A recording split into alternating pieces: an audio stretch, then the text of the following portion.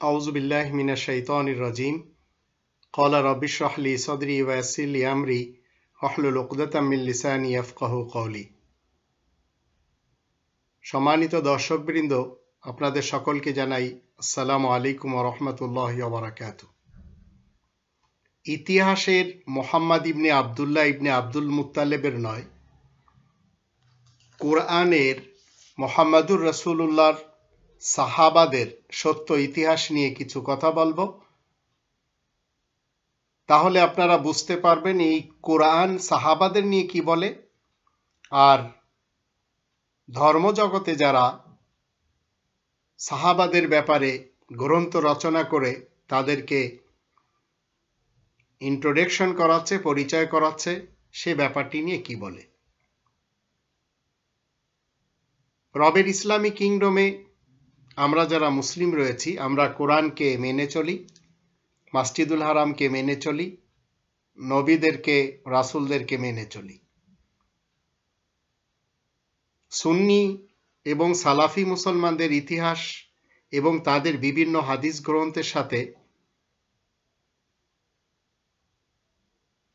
যদি আপনি একটু সম্পৃক্ত হন, তাহলে সুন্নি এবং সালাফি মুসলমানদের ইতিহাস মতে তাদের যে সহিহ হাদিস এবং সহিহ ইতিহাস, সে মতে আবু বকর, ওমর, উসমান এবং আলী ছিলেন মুমিনদের অন্তর্ভুক্ত মুমিন মুসলমান।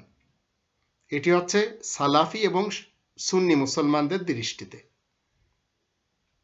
ইতিহাসের দৃষ্টিতে এবার আসুন শিয়া মুসলমানদের ইতিহাস এবং তাদের তাদের দৃষ্টিতে সহি যে হাদিসের গ্রন্থ রয়েছে, সেই অনুসারে আলী বাদে ওসমান, ওমর, আবু বকর এরা ছিলেন মুরতাদ।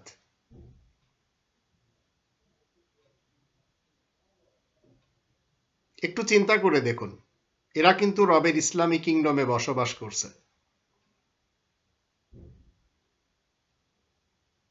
কোন সাহাবা বা উনাদের 14 গোষ্ঠীর কে সত্যবাদী ছিলেন, আর কে মুমিন ছিলেন, আর কে মিথ্যেবাদী ছিলেন, আর কে মুরতাদ ছিলেন, আর কারা ছিলেন না, সেগুলোর গোয়েন্দাগিরি করতে আল্লাহ কিন্তু আপনাকে এবং আমাকে তার ইসলামী কিংডমে পাঠাননি। আর যারা করে যাচ্ছে তারা কিন্তু কেউ নিশ্চিত করে বলতে পারছে না 100% তারা যেগুলি বলছে সেগুলি সত্য, এটিও কিন্তু বলতে পারছে না। শিয়ারা যেটি বলছে সেটি 100% সত্য, সুন্নিরা যেটা বলছে, সালাফিরা যেটা বলছে সেটা 100% সত্য। এরা সত্যটা ইস্টাবলিশ করতে পারছে না। এর একটি কারণ হলো এরা সবাই মিথ্যার উপরে রয়েছে। 1400 বছর পূর্বের ইতিহাস নিয়ে এরা সেটিকে ইসলামের লেবেল দেওয়ার চেষ্টা করছে, আর এই কোরআন হচ্ছে জীবিত। এই কোরআনের 49 নম্বর সূরা আল হুজুরাত, এই 13 নম্বর আয়াতে বলা হচ্ছে, ইয়া আইয়ুহাল্লাযীনা আমানু ইজতানিবু কাসীরাম মিনায-যন ইন্না বা'দায-যন্নি ইসমুন ওয়ালা তাজাসসাসু। তোমরা যারা ঈমান এনেছো শোনো, তোমরা সবাই বেশি জল্পনা কল্পনার কবর থেকে নিজেদেরকে আত্মরক্ষা করো, কারণ অনেক কল্পনায় তো দুর্নীতি সৃষ্টি করে। আর তোমরা গোপন কথা জানতে চেষ্টা করবে না, ওয়ালা তাজাসসাসু। এরপরেও তারা করে যাচ্ছে, শিয়ারা শিয়াদের মতো করে, সুন্নি এবং সালাফিরা তারা তাদের মতো করে। এরা যখন এই ধরনের দ্বন্দ্ব শুরু করে দিয়েছে, আর এক শ্রেণীর লোক তারা মোহাম্মদী ইসলাম নিয়ে আমাদের দেশে গজিয়েছে। দেওয়ানবাগের পীর কিছুদিন পূর্বে মৃত্যুবরণও করেছে। মোহাম্মদী ইসলাম নিজেকে মাহবুবে খুদা হিসেবে দাবি করেছে। আবার আর একজন অতীতে কি করেছে, ব্রিটিশ ভারতের যুগে গোলাম মোহাম্মদ কাদিয়ানি নিজেকে জিল্লি নবী, বুরুজে নবী দাবি করেছে। তারও অনেক চেলাপেলা বাংলাদেশে রয়েছে। বর্তমান চলিতকালে আমরা দেখতে পাচ্ছি হিজবুত তাওহীদের এমন একজন ব্যক্তি যার কোরআনের কোনো জ্ঞান ছিল না, সবসময় নেশা করে থাকত, মৃত বায়াজিদ খান পন্নী নিজেকে জামানার ইমাম দাবি করেছে। মানুষেরা সবাই কিন্তু মানছে, সব স্টেশনে এইসব মতবাদে মানুষ দলে দলে যাচ্ছে। রবের ইসলামী কিংডমে আমরা যারা মুসলিম রয়েছি, আমাদের উচিত কোরআনকে ফলো করা। কোরআন আমাদেরকে নিষেধ করে কারোর গোপন কোনো কিছু জানতে চেষ্টা করা নিষেধ। জাসুসি করা যাবে না। আর কি করা যাবে না? ওয়ালা ইয়াগতাব বা'দুকুম বা'দা। আর একে অন্যের গীবত করা যাবে না। গীবতটা আমাদের দেশের মানুষেরা জানে না। গীবত হলো আপনি যে কাজের উপযুক্ত না, সেই উপযুক্ত জায়গাতে আপনাকে বসানো হচ্ছে, বা আপনি যে কাজ করেননি সেটি আপনার দিয়ে করানো হচ্ছে। আমি কোরআনের কথা বলার চেষ্টা করে যাচ্ছি আজ 30 বছর ধরে, কিন্তু অনেকে আমাকে বলে যাচ্ছে এ তো ইহুদিদের এবং খ্রিস্টানদের দালাল। আবার অনেকে বলে যাচ্ছে এ গোপনভাবে কারোর পক্ষ থেকে পয়সা পায়। এগুলি কিন্তু আমি কখনো বলিনি, আর আমি ইহুদি খ্রিস্টানদের দালালও নই, এবং কোনো স্কুল অফ থট থেকে আমি কোনো বেতন নিই না, আর না কারো কাছ থেকে আমি কোনো টাকা পাই। খুব কষ্ট করে মেহনত করে আমি খেয়ে চলি। চিন্তা করে দেখুন, সাহাবাদের ব্যাপারে এক একজনের এক এক ধরনের রায়, আর সেইগুলি ইস্টাবলিশ করার তালে তারা কি করে যাচ্ছে? নিজেদের জান দিয়ে যাচ্ছে। পাকিস্তানে যদি একটু দেখেন, সেখানে সিপাহে সাহাবা রয়েছে, সাহাবাদের নামে লস্কর রয়েছে। সেটি হচ্ছে সুন্নি মুসলমানদের। শিয়া মুসলমানদের রয়েছে জায়শে আলী, আলীর লস্কর। আবার যদি আপনি সালাফি মুসলমানদের দেখেন, তাদের রয়েছে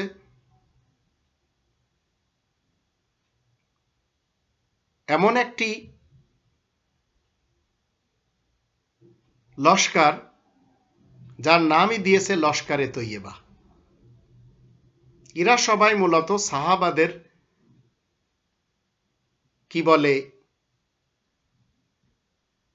বাঁচানোর জন্য এদের নিজস্ব ইতিহাস মতে, এদের নিজস্ব হাদিস এবং এদের নিজস্ব ফলসফা মতে যাদেরকে এরা বিশ্বাস করেছে, তাদের বাঁচানোর জন্য এরা নিজেদের জান দিয়ে দিচ্ছে। অনেকে বলছেন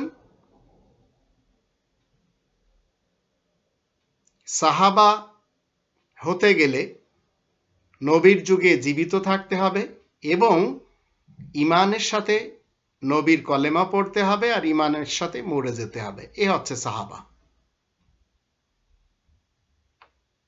আল্লাহ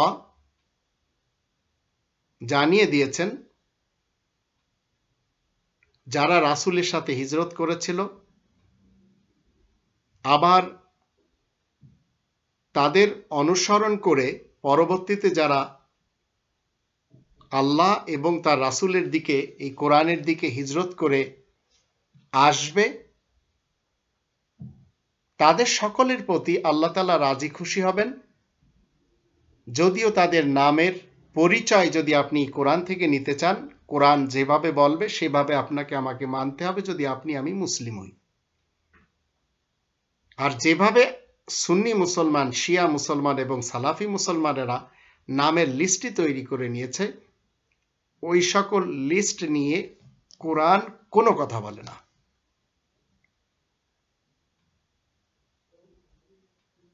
কারণ আমাদের হিদায়াতের জন্য ওই লিস্টগুলি, আর স্পেসিফিকলি যে নামগুলি সুন্নি মুসলমানদের কাছে রয়েছে, শিয়া মুসলমানদের কাছে রয়েছে, সালাফি মুসলমানদের কাছে রয়েছে, আমরা মুসলিমরা ওই নামগুলিকে যদি অবিশ্বাস করি, আল্লাহ তাআলার কাছে আমাদের কোনো জবাবদিহি করতে হবে না। কারণ আমাদের হিদায়াতের জন্য এদের দেওয়া সাহাবাদের ওই নামগুলি মেনে নেওয়ার প্রয়োজন আদৌ কোরআন বলে না। আর না কোরআনের পক্ষ থেকে কোনো জোর দেওয়া হয়েছে যে এগুলি যদি না মানা হয় তাহলে পরকালে তোমাদের সমস্যা হবে।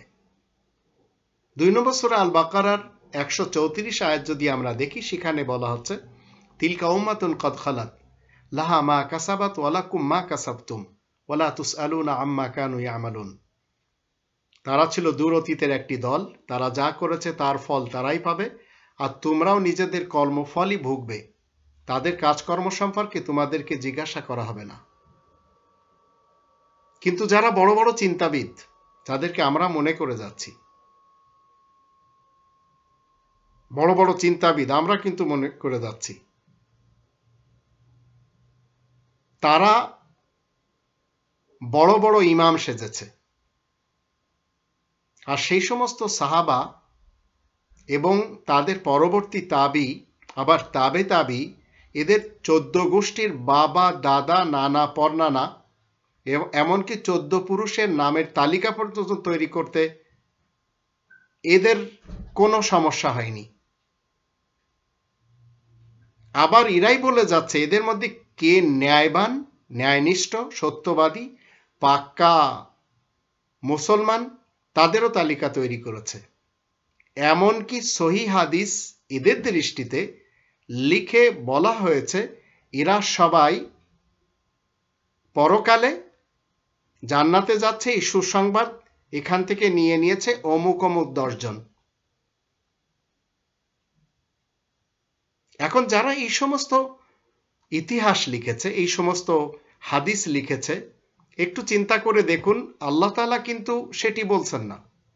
এমনকি তারা কি করেছে, হিকায়াতে সাহাবা রচনা করেছে, হায়াতে সাহাবা লিখেছে, ফাজাইলে সাহাবা লিখেছে। এসব করার জন্য আল্লাহ কি কোরআনের কোনো আয়াতে বলেছেন? যেখানে রাসূল নিজেই বলছেন যে আমি জানি না কে মুমিন আর কে মুনাফিক, এমনকি আমার সাথে কি ব্যবহার করা হবে সেটাও আমি জানি না। সেখানে এই পণ্ডিত সমাজ ওনারা অমুক তমুককে সার্টিফিকেট দিচ্ছেন, যেমন শিয়া মুসলমানেরা বলছে আলী, আবু যার গিফারি, সালমানে ফার্সি ব্যতীত বাকি সবাই মুরতাদ ছিলেন। আবার এই লেখকদের বিরুদ্ধে সুন্নি এবং সালাফি লেখকেরাও রয়েছে। এখন যদি আপনি মনে করেন এগুলি ইসলামের সিলেবাস, তাহলে এগুলি ইসলামের সিলেবাস না। ইসলামের সিলেবাস হচ্ছে 114টি সূরা, 6348টি আয়াত। তো সিলেবাসের বাইরে হাজার হাজার গ্রন্থ যদি আপনি ধর্মের মাদ্রাসা যেই 10 থেকে 12 বছর পড়েন, আবার ইংরেজরা যেভাবে কলকাতা আলিয়া তৈরি করে দিয়ে এইসব শিক্ষা দিয়ে ডিভাইড অ্যান্ড রুল মতে আলাদা আলাদা স্টেশন তৈরি করে দিয়ে গেছে, আবার লখনউতে বড় মাদ্রাসা, নাদওয়াতুল উলামা, সাহারানপুরে বড় মাদ্রাসা, বেরেলিতে বড় মাদ্রাসা, দেওবন্দ শহরে বড় মাদ্রাসা, এসব ইংরেজদের খুব বেশি ডিভাইড অ্যান্ড রুল মতে চেষ্টা সাধনা ছিল, ফলে মুসলমানদের মাঝে জন্ম নিয়েছে দেওবন্দি মুসলমান, বেরেলভি মুসলমান, সুন্নি মুসলমান, সালাফি মুসলমান, শিয়া মুসলমান। আবার কাদিয়ান থেকে তারা খুব বেশি মেহনত করে উঠিয়েছে গোলাম মোহাম্মদ কাদিয়ানিকে। একই ধারাবাহিকতায় বাংলাদেশে চলছে হিজবুত তাওহীদ, এবং কিছুদিন চলেছিল মোহাম্মদী ইসলাম। দেওয়ানবাগী সাহেব মৃত্যুবরণও করেছেন। যদিও হিজবুত তাওহীদ চলছে, তাদের প্রথম জামানার ইমাম মৃত্যুবরণ করেছে বায়েজিদ খান পন্নী, এখন রয়েছে হুসাইন মোহাম্মদ সেলিম। এগুলি সব এরা সবাই কি করছে, উম্মতের মাঝে যত ফাটল ধরানোর দরকার ধরাচ্ছে। তো সিলেবাস তো হচ্ছে কোরআন, কিন্তু এই কোরআনের কাছে মানুষ আসতে চাচ্ছে না। আর গ্রন্থ একটির পর একটি রচনা করা হচ্ছে, গ্রন্থ, উপগ্রন্থ, তার আবার তাফসিরের গ্রন্থ, তার আবার তাশরির গ্রন্থ। 2 নম্বর সূরা আল বাকারার 78 এবং 79 আয়াত দুটিতে আল্লাহ বলছেন, ওয়ামিনহুম উম্মিয়ুন লা ইয়ালামুন আল কিতাবা ইল্লা আমানিয়া ওয়া ইনহুম ইল্লা ইয়াযুন্নুন। আর মানুষের মধ্যে অনেকেই অশিক্ষিত রয়েছে, তারা এই লিখিত এই আল কিতাবের খবর রাখে না, কিন্তু মিথ্যা আকাঙ্ক্ষা ছাড়া তাদের কাছে আর কিছুই নেই, এবং কল্পনা ছাড়া আর কিছুই তাদের কাছে নেই। তো এই যে লেখাগুলি সাহাবাদের নামে লেখা হয়েছে, মোহাম্মদ ইবনে আবদুল্লাহ ইবনে আব্দুল মুত্তালিব একটি ব্যক্তি, তার সাথে সাহাবাদের একটি জামাত, আবার তার সাথে যুদ্ধ, এগুলি সব রচনা করা হয়েছে। এগুলি যারা ইসলামের অংশ মনে করবে, এগুলিকে যারা ধর্মগ্রন্থ মনে করবে, তাদের ব্যাপারটি নিয়ে 2 নম্বর সূরা আল বাকারার 79 নম্বর আয়াতে আমরা দেখব আল্লাহ বলেন, ফাওয়াইলুল লিল্লাযিনা ইয়াকতুবুনাল কিতাবা বিআইদিহিম সুম্মা ইয়াকুলুনা হাযা মিন ইনদিল্লাহ লিয়াশতারু বিহি সামানান কলিলা ফাওয়াইলুল লাহুম মিম্মা কাতাবাত আইদিহিম ওয়া ওয়াইলুল লাহুম মিম্মা ইয়াকসিবুন। আর ধ্বংস হবে তারা যারা নিজেদের হাতের দ্বারা গ্রন্থ রচনা করে, তারপর বলে আল্লাহ তাআলার নিকট থেকে এই গ্রন্থ এসেছে, বিক্রির জন্য এর সাথে কিছু মূল্য নিয়ে থাকে। আবার ধ্বংস হবে তারাই যা কিছু তারা হাত দিয়ে লেখে, আর ধ্বংস হবে তারা তা থেকে তারা যা কিছু অর্জন করে। একটু চিন্তা করে দেখুন, এখানে আল্লাহ ধ্বংস শব্দটি কতবার এনেছেন। আরবিতে বলা হয় ওয়াইলুন। ধর্মের নামে যত রচনা করা হয়েছে, হিকায়াতে সাহাবা বলেন, ফাজাইলে সাহাবা বলেন, মাসাইলে সাহাবা বলেন, শামাইলে সাহাবা বলেন, একটু চিন্তা করে দেখুন, এগুলি সব লিখে কি করা হচ্ছে? এগুলি লিখে বলা হচ্ছে এগুলি সব আল্লাহ তাআলার কাছ থেকে এসেছে। তো আল্লাহ বলছেন না, এগুলি আল্লাহ তাআলার কাছ থেকে আসেনি, এরা সবাই 3 নম্বর সূরা আল ইমরানের 78 নম্বর আয়াত মতে ওয়ায়াকুলুনা আলাল্লাহিল কাযিবা ওয়া হুম ইয়ালামুন, এরা সবাই মিথ্যা বলে যাচ্ছে জেনে শুনে। আপনাকে তো কোরআন মেনে সেই মতে চলার জন্য এই পৃথিবীতে পাঠানো হয়েছে, কিন্তু সেগুলি বাদ দিয়ে আপনি আমি যদি পড়ে যাই এই সুন্নি মুসলমান, শিয়া মুসলমান, সালাফি মুসলমানদের এই জালে, তাহলে তাদের এই মতবাদ চিরকাল ইস্টাবলিশ করার জন্য আপনার এই জীবনটা চলে যাবে, আর এইভাবে আপনি দুনিয়া থেকে চলে যাবেন। তো আপনি মরার পরেও আপনার নাম হচ্ছে উনি সুন্নি মুসলমান ছিলেন, উনি শিয়া মুসলমান ছিলেন, উনি সালাফি মুসলমান ছিলেন। আবার বলা হচ্ছে উনি হানাফি মুসলমান ছিলেন, উনি শাফি মুসলমান ছিলেন, উনি মালিকি মুসলমান ছিলেন, উনি হাম্বলি মুসলমান ছিলেন। আবার এখন আমাদের দেশে আবার নতুন করে বলা হচ্ছে উনি দেওয়ানবাগীর বিশেষ ঘনিষ্ঠ ছিলেন, উনি হিজবুত তাওহীদের মুসলমান, উনি আটরশির মুসলমান, উনি কি বলে আপনার মাইজ ভান্ডারের মুসলমান, আবার উনি চরমোনার মুসলমান। এইভাবেই মানুষ কোরআন ছেড়ে বিভিন্ন দলে আলাদাভাবে বেটে গিয়েছে। কিন্তু এরা কেউ জানছে না পরকালে রাসূল কারীম এদের সকলের বিরুদ্ধে মুহাম্মদুর রাসূলুল্লাহ খাতামান নবীন তিনি যে কথাটি বলবেন সেটি কোরআনের 25 নম্বর সূরা আল ফুরকানের 30 নম্বর আয়াতে বলা হচ্ছে, ওয়াকালা রাসূলু ইয়া রাব্বি ইন্না কওমি তাখাযু হাযাল কুরআনা মাহজুরা। রাসূল বলবেন, হে আমার প্রতিপালক, এরা আমার কওমের লোক কিন্তু এই কোরআনকে ছেড়ে দিয়েছিল। তো কোরআন জেনে সেই মতে আমল করার যে কাজটি এরা ছেড়ে দিয়েছিল, এই সহজ বিষয়টা আমাদের আজ যদি বোধগম্য না হয়, তাহলে আপনাকে জানতে হবে আপনার আশেপাশে যারা সুন্নি মুসলমান, শিয়া মুসলমান এবং সালাফি মুসলমান রয়েছে, যাদের ঘরে কোরআন রয়েছে, কিন্তু তারা কোরআন বাদ দিয়ে তারা তাদের শেখদের কাছে, ইমামদের কাছে, হুজুরদের কাছে, পীরদের কাছে চলে যাচ্ছে, মুরব্বীদের কাছে ইসলাম শেখার জন্য। তো আপনাকে জানতে হবে প্রথম শ্রেণীর কাফের এদের ভিতরেই রয়েছে। আর অমুসলিম সমাজ যাদের ঘরে কোরআন নেই, তারা হচ্ছে দ্বিতীয় শ্রেণীর কাফের। এরা সবাই মুমিন এবং মুসলিমদের দুশমন, আল্লাহ তাআলার ইসলামী কিংডমের মুসলিমদের। এই কোরআনের 64 নম্বর সূরা আত-তাগাবুনের 2 নম্বর আয়াতে আল্লাহ বলেন, হুয়াল্লাযী খালাকাকুম ফামিনকুম কাফিরুন ওয়া মিনকুম মুমিন। আল্লাহ তাআলার সৃষ্টিতে আল্লাহ তোমাদের সকলকে সৃষ্টি করেছেন, তাই তোমাদের মধ্যে কেউ কাফের রয়েছে, কেউ মুমিন রয়েছে। তো মুমিন হতে গেলে আপনাকে সেই কলেমা পড়তে হবে যে কলেমা মুহাম্মদুর রাসূলুল্লাহ পড়েছেন। সেটি কি? 2 নম্বর সূরা আল বাকারার 285 নম্বর আয়াতে আল্লাহ বলেন, আমানার রাসূলু বিমা উনজিলা ইলাইহি মির রাব্বিহি ওয়াল মুমিনুন কুল্লুন আমানা বিল্লাহি ওয়া মালাইকাতিহি ওয়া কুতুবিহি ওয়া রুসুলি লা নুফাররিকু বাইনা আহাদিম মির রুসুলি ওয়া ক্বালু সামি'না ওয়া আতা'না গুফরানাকা রাব্বানা ওয়া ইলাইকাল মাসির। তো এখানে আমরা দেখলাম আমানার রাসূলু, রাসূল ঈমান এনেছেন। ঠিক রাসূল যেভাবে ঈমান এনেছেন, রাসূলের সাহাবারা সবাই ঠিক তদ্রূপ ঈমান এনেছেন। কিন্তু সুন্নি মুসলমানদের কলেমা ভিন্ন, শিয়া মুসলমানদের কলেমা ভিন্ন, আবার সুন্নি এবং সালাফিদের কলেমা শিয়া মুসলমানদের কলেমা থেকে একেবারে আলাদা।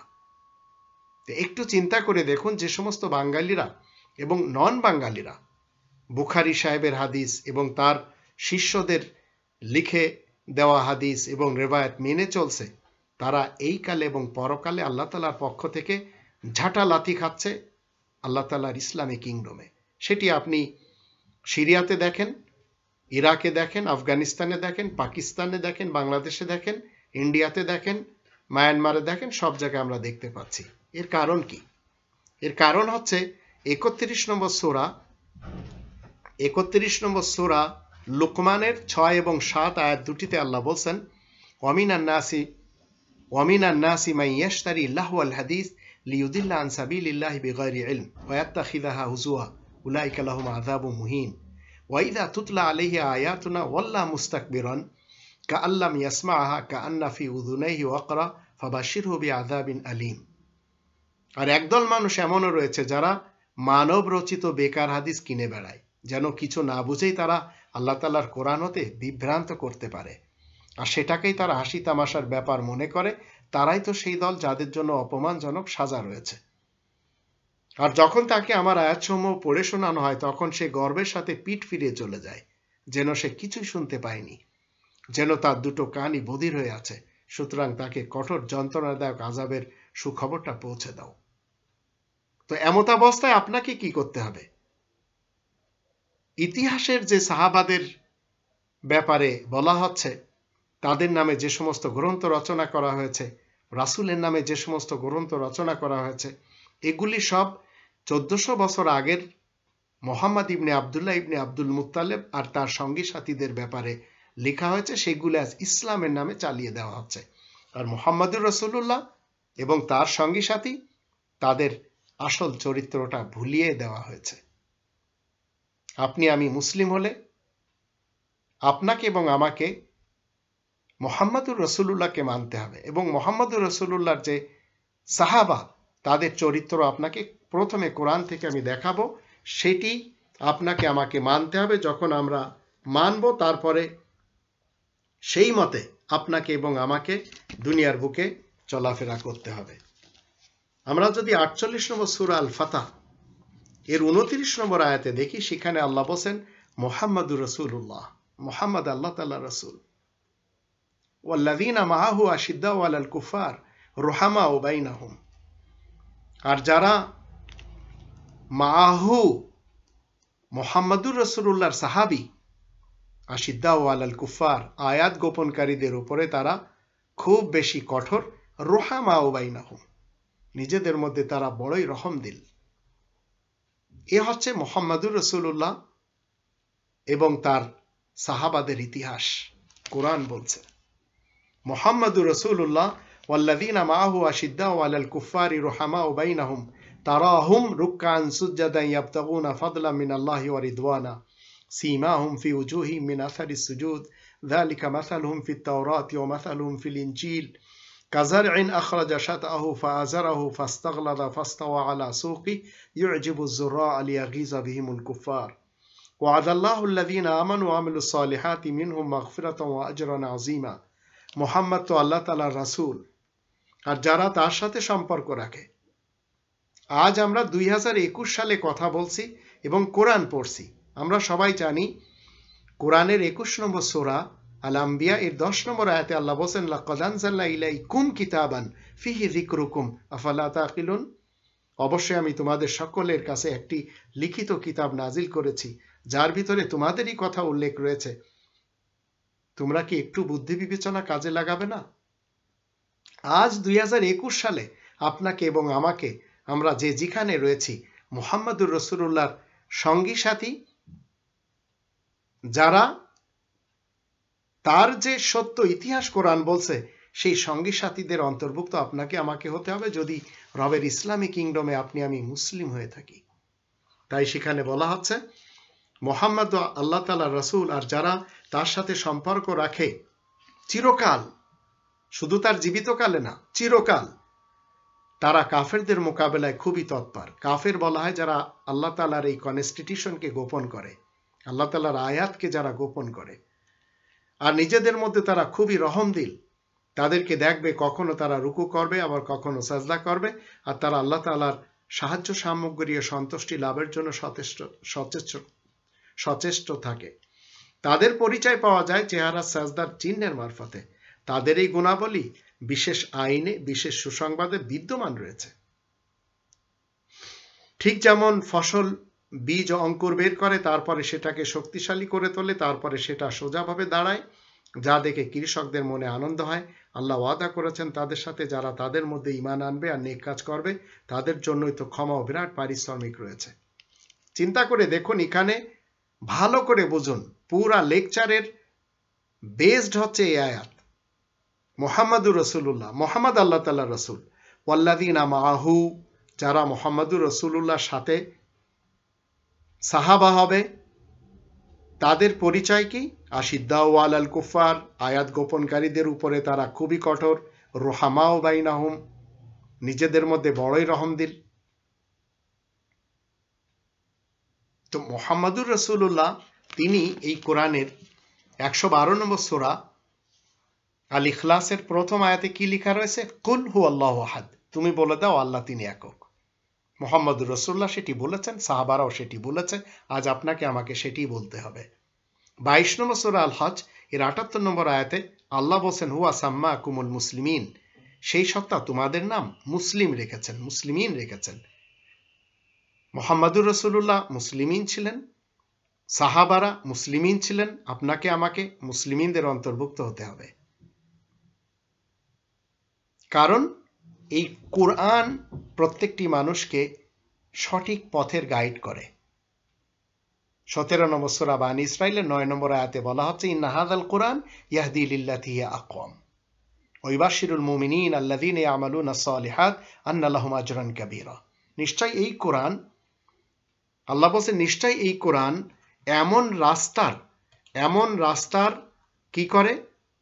গাইড করে, যে রাস্তাটি একেবারে সরল, সহজ, সত্য, সনাতন। আর মুমিনদেরকে সুসংবাদ দেয় যারা নেক কাজ করছে তাদের জন্য বিরাট পারিশ্রমিক রয়েছে।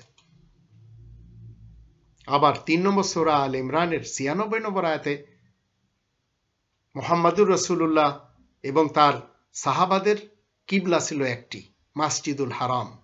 কারণ সেই ঘরটি বলা হচ্ছে হুদাল লিল আলামিন, ইন্না আউওয়ালা বাইতিন উযিয়া লিন-নাস লাল্লাযী বিবাক্কাতা মুবারাকান ওয়া হুদাল লিল আলামিন। নিশ্চয় মানব সমাজের জন্য প্রথম যে সেন্টারটি তৈরি করা হয়, মার্কাসটি তৈরি করা হয়, যে ঘরটি তৈরি করা হয় সেটি মক্কার সাথে রয়েছে। প্রত্যেকটি মানুষের জন্য একটি ঘর, একটি মার্কাজ, একটি কিবলা, সেটি আউয়াল।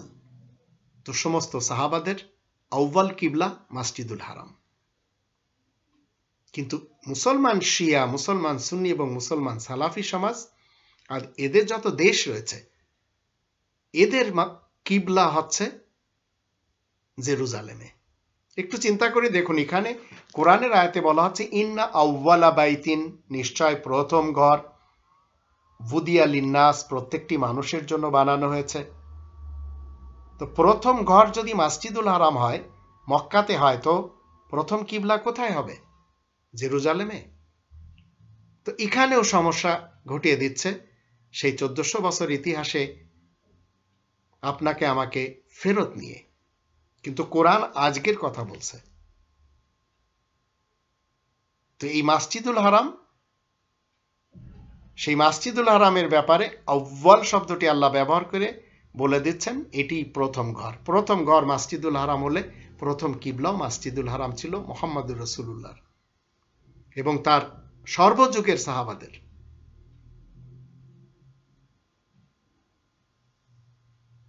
আবার বলা হচ্ছে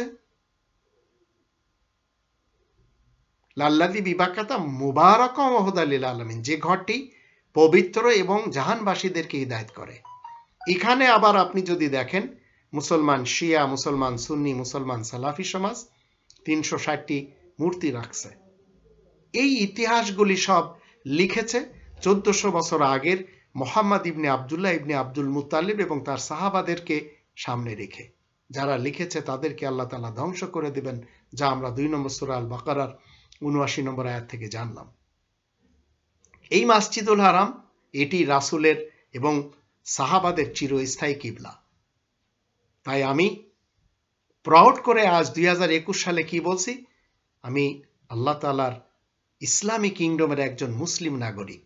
আমি শিয়া মুসলমান নই, আমি সুন্নি মুসলমান নই, আমি সালাফি মুসলমান নই, আমি কারোর অন্ধবিশ্বাসী নই। কারণ এই কোরআনে আমার কথা লেখা রয়েছে, তাই এই কোরআন পড়ে আমি আমাকেই খুঁজে পাচ্ছি এবং মুহাম্মাদুর রাসূলুল্লাহকে খুঁজে পাচ্ছি, মুহাম্মাদুর রাসূলুল্লাহর সাহাবাদেরকে খুঁজে পাচ্ছি।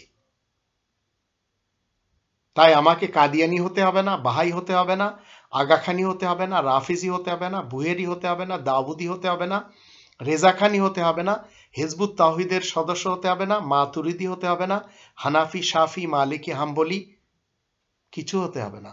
আমি জাস্ট মুসলিম, কারণ মুহাম্মাদুর রাসূলুল্লাহর সাহাবারা একটি নাম নিয়ে চলে, মুসলিম। এদেশের হিপোক্রিট তথাকথিত মুসলমানগুলোর যত চিন্তা রয়েছে, সেই চিন্তা চেতনা, যত গ্রন্থ রয়েছে, সেই গ্রন্থ থেকে আমার চিন্তা চেতনা একেবারে ভিন্ন এবং সেই সব গ্রন্থ থেকে আমি একেবারে আলাদা। আমি এই যে কথাগুলি আপনাদের সামনে তুলে ধরছি কোরআনের মাধ্যম দিয়ে, আপনারা আমার সাথে একমত নাও হতে পারেন, কোনো সমস্যা নেই, কিন্তু আমার এই কথাগুলি মক্কার সেই ইতিহাসের মুহাম্মদ ইবনে আব্দুল্লাহ ইবনে আব্দুল মুত্তালিব আর তার যত সঙ্গী সাথীদের ব্যাপারে ইতিহাসে লেখা হয়েছে। আমি তাদের কাউকে কোনোভাবে খাটো করতে চাচ্ছি না এবং কোনোভাবে সাপোর্ট করতে চাচ্ছি না, কিন্তু আমি মুহাম্মাদুর রাসূলুল্লাহ ওয়া খাতামান নাবিয়িনের সঙ্গী সাথী যারা, তাদের অন্তর্ভুক্ত হতে চাচ্ছি আল্লাহ তাআলার আয়াত মেনে। আমি নষ্ট আদম দলকে, যারা আল্লাহ এবং তার কালামকে বিশ্বাস করার কথা বলে শুধু মুখে বলে কিন্তু তারা আসলেই বিশ্বাস করে না, আমি তাদের দলের অন্তর্ভুক্ত নই। তাই তারা কাফের, অর্থাৎ আয়াত গোপনকারী, অবিশ্বাসী। তারা হালাল খাওয়ার দাবিদার, কিন্তু তাদের উপার্জন হারাম।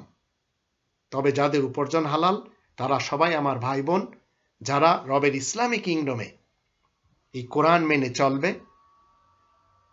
মুহাম্মাদুর রাসূলুল্লাহ ওয়াল্লাযীনা মাআহু আশিদ্দাউ আলাল কুফফার রুহামাউ বাইনাহুম, এই মতে সাহাবী হবে, আমি তাদের দলের একজন। আমি কখনো জঙ্গে জামাল, জঙ্গে সিফিন এগুলি বিশ্বাসই করতে পারি না যে সাহাবারা এগুলি করতে পারেন, যারা মুহাম্মাদুর রাসূলুল্লাহর সঙ্গী সাথী। আমি কখনো কারবালার ইতিহাসকে ইসলামের ইতিহাস বলতেই পারি না। যেখানে রক্ত বয়ে যাচ্ছে সেটি ইসলামের ইতিহাস। ইসলাম মানে শান্তি। বাংলাদেশে যখন আমি এই কথা 2005 সালে বলেছি, এই হিপোক্রিট তথাকথিত মুসলমানগুলোর কারণে তাদের সাথে কেশবপুরে ডিবেট করতে হয়েছে আমার। আর তাদের গণপিটুনি যা তারা দিতে চেয়েছিল, তাদের গণপিটুনির হাত থেকে আল্লাহ আমাকে বাঁচিয়েছেন। আমাকে মুফতি ওয়াক্কাস যশোর থেকে, মুফতি গুলাম রহমান খুলনা এবং তাদের উস্কানি দেওয়া এবং তাদের লেলিয়ে দেওয়া আম জনতার কোপ খাওয়া থেকে আল্লাহ আমাকে বাঁচিয়েছেন। আমাকে তারা শুধুমাত্র রবের কোরআন মানার কারণে, ইবলিসদের জাল, জয়ীপ, মিথ্যা হাদিস, উসুল, বালাগা এবং ফিকা না মানার কারণে, আর তাদের দেওবান্দি, বেরেলভি, মওদুদি, তাবলিগি এবং জঙ্গি মতবাদ অমান্য করার কারণে যশোরের জেলে যেতে হয়েছে 2005 সালে। আবার আমাকে আল্লাহ তাদেরই আদালত থেকে বেকসুর খালাসও দিয়েছেন। আমি মুহাম্মাদুর রাসূলুল্লাহ ওয়াল্লাযীনা মাআহু আশিদ্দাউ আলাল কুফফার রুহামাউ বাইনাহুম, এই আয়াত মতে সাহাবাদের যে ইতিহাস আমি মানি, সেটি হচ্ছে সাহাবারা নিজেদের মধ্যে খুবই রহমদিল এবং কোরআন যারা গোপন করে, এই কনস্টিটিউশন যারা গোপন করে, হোক সে বিএনপি এবং তার অঙ্গ সংগঠন যারা রয়েছে, তার সাথে যারা সাপোর্ট করে চলেছে, জামাত, শিবির, আরো অন্যান্যরা, হিফাজত এবং তরিকত, হোক সে আওয়ামী লীগ অথবা তার সাথে যারা সম্পর্ক করে চলেছে, এদের কারোর সাথে আমি দিতে পারি না। এর একটি কারণ, আমি মুহাম্মাদুর রাসূলুল্লাহ এবং তার সঙ্গী সাথী যারা, তাদের অনুসারী। আমি ইতিহাসের মুহাম্মদ ইবনে আবদুল্লাহ ইবনে আব্দুল মুত্তালিব আর তার সাথে যত সহচর, যার ইতিহাস আপনাকে এবং আমাকে পড়তে দেওয়া হয়েছে, সেগুলি আমি অন্তত মেনে চলতে পারি না, কারণ সেগুলি পড়লে সবই দেখি কোরআনের বিপরীত।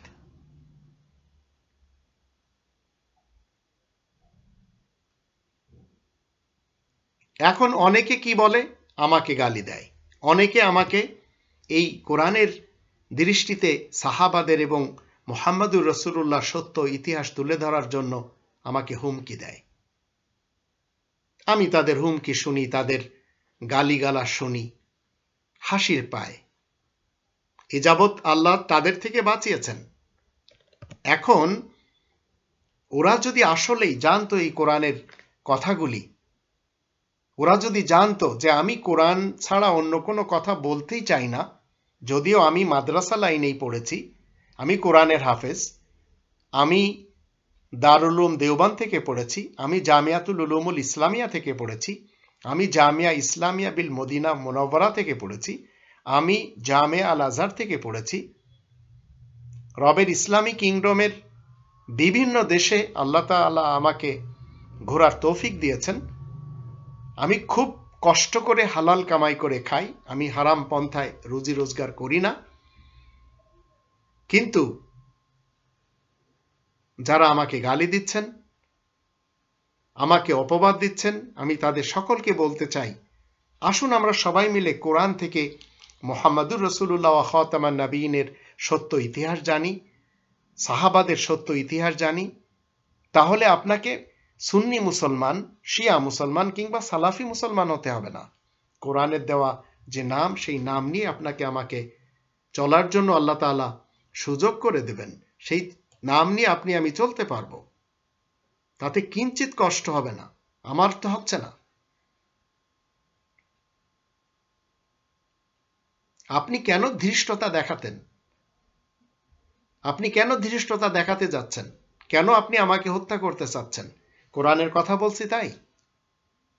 যারা আড়াল থেকে আমাকে ঢিল ছুঁড়তে অনবরত কাজ করে যাচ্ছেন, আমি তাদের সকলকে বলতে চাই, আসুন এই কোরআনের 28 নম্বর সূরা আল কসাস এর 85 নম্বর আয়াতটি একটু পড়ে নিই। আল্লাহ বলেন, ইন্নাল্লাযী ফারাদা আলাইকাল কোরআন, সেই সত্তা তোমার উপরে আল কোরআনকে ফরজ করেছেন। হিকায়াতে সাহাবা, ফাজাইলে সাহাবা, ফাজাইলে আমল, তাবলিগে নিসাব, ফয়জানে সুন্নাত, এগুলি পড়ার জন্য আপনাকে আমাকে পাঠানো হয়নি আল্লাহ তাআলার ইসলামী কিংডমে।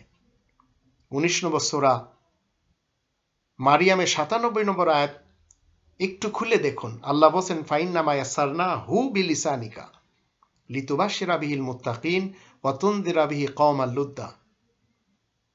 অবশ্যই আমি এই কোরআনকে তোমার মাতৃভাষায় সহজ করে দিয়েছি, যেন তুমি ঝগড়ালু লোকদেরকে সতর্ক করতে পারো আর মুত্তাকিনদেরকে সুসংবাদ দিতে পারো।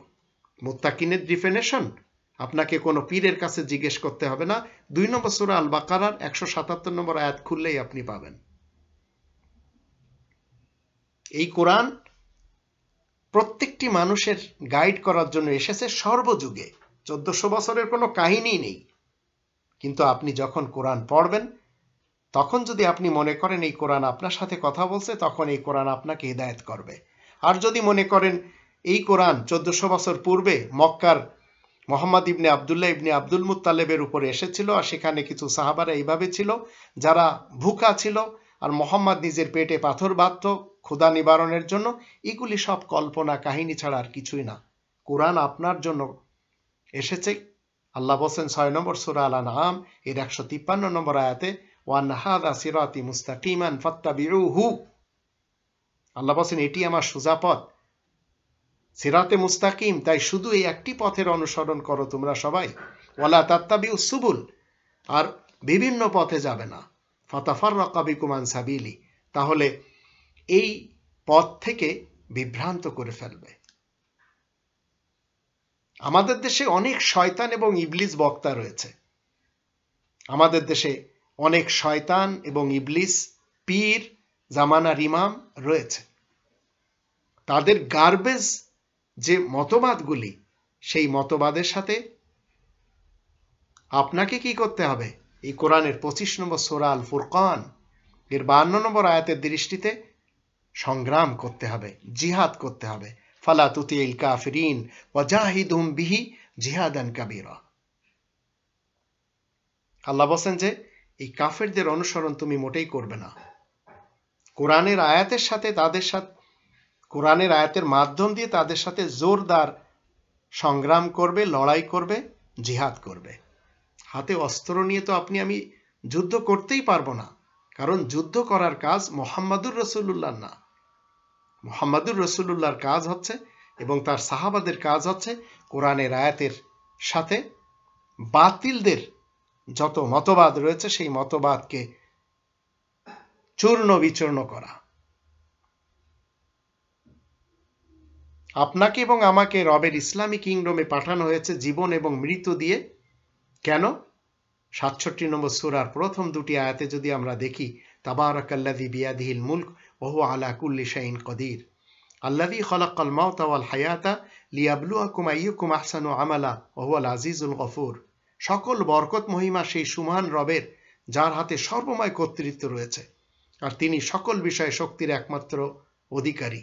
তো রবের ইসলামী কিংডমের কর্তৃত্ব আল্লাহ তাআলার হাতে, যিনি মৃত্যু এবং জীবন সৃষ্টি করেছেন যেন তোমাদেরকে পরীক্ষা করে দেখতে পারেন তোমাদের মধ্যে কাজের দিক থেকে কে বেশি উত্তম।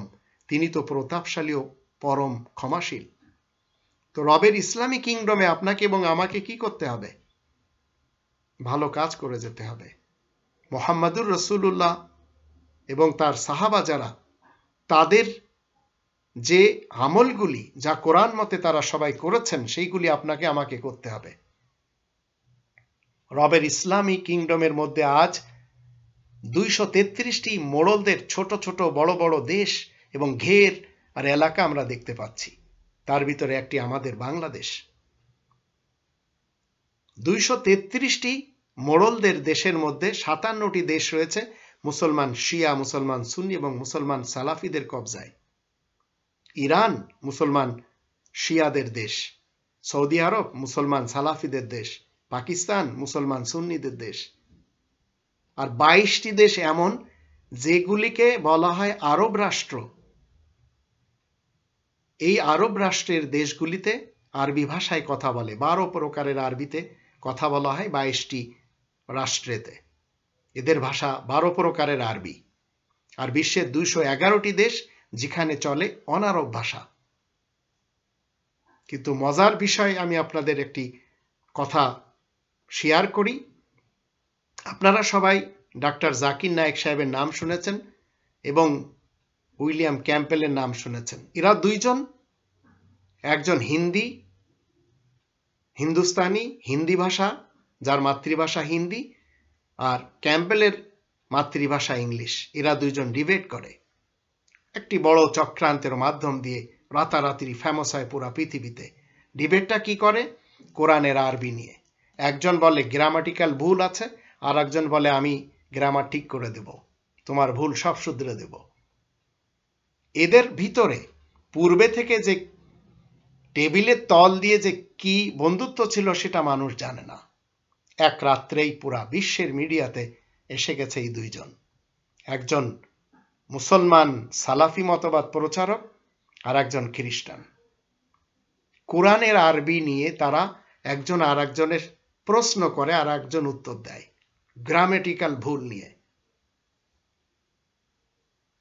অথচ 22টি দেশ রয়েছে শিয়া, সুন্নি এবং সালাফি মুসলমানদের, আরবদের।